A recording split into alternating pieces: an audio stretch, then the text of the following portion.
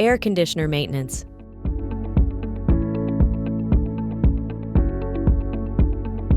One of the biggest and most prevalent issues is when the air handler is leaking water.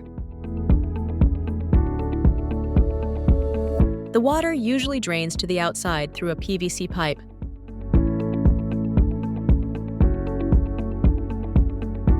A dirty evaporator coil can and will cause many problems throughout the air conditioning system.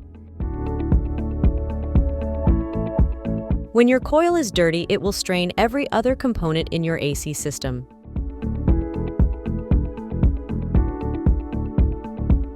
Routine maintenance will allow the coil and the filter to be checked/changed.